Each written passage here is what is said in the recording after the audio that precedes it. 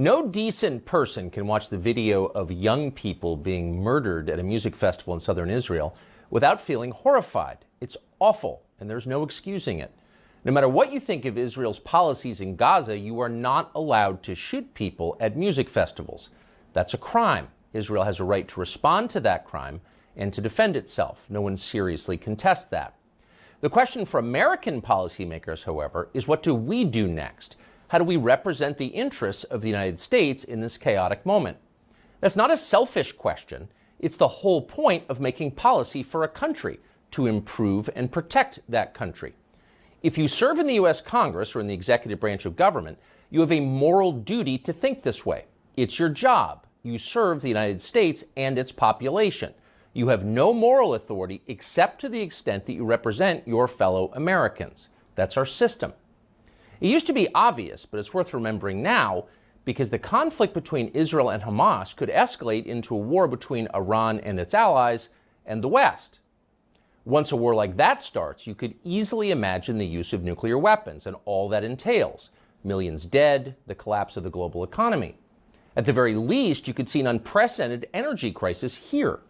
Already gas in one Bay Area service station hit $7.29 a gallon over the weekend. If that trend worsens and persists, the United States, which is already, technically speaking, bankrupt, would plunge into depression. And no, it would not be like the 1930s. Close to 10 million people have come here over the last 3 years from the poorest places in the world.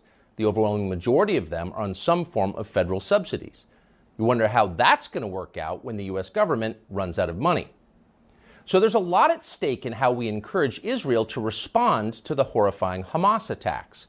Wisdom and long-term thinking are essential, but you will not be surprised to learn that is not what we are getting. Watch this person, for example, who happens to be the media's pick for President of the United States.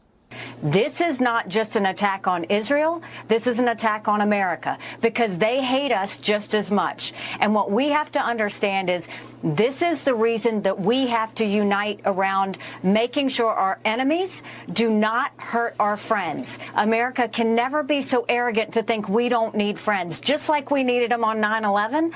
That's why Ukraine needs us when Russia's doing this. That's why Israel needs us when Hamas and Iran are doing this. And I'll say this to Prime Minister Netanyahu, finish them. Finish them. Hamas did this. You know Iran's behind it. Finish them. They should have hell to pay for what they've just done. This was an attack on America, she says, when in fact it was not. And for that reason, we must, quote, finish Iran, a nation of nearly 90 million people. What are we watching here? This is not sober leadership. She's a child, and this is the tantrum of a child. Ignorant, cocksure, bloodthirsty. Yet no one in Washington scolded her for it. In fact, they aped her hysteria. Here's fellow neocon Lindsey Graham just spelling it out and calling for the bombing of Iran. So I've been on the phone all day to the Mideast, and I've told our allies and people with connections to Iran, what I would do, I would tell Iran that if Hezbollah attacks Israel, we're going to come after you, the Iranians, and have a coordinated effort between the United States and Israel to put Iran out of the oil business by destroying their refineries. There are 4 major refineries in Iran. They're fixed targets. If Hezbollah attacks Israel, I would make Iran pay a heavy price. What exactly would happen to the United States if we declared war on Iran and started blowing up their infrastructure? Lindsey Graham has no clue what would happen. He hasn't thought it through. He's almost 70 years old and he has no children. He doesn't care.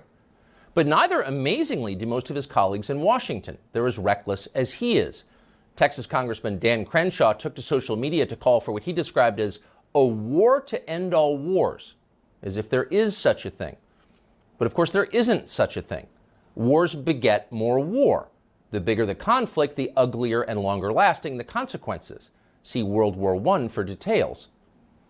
These are not complex observations, but they seem lost on our leadership class.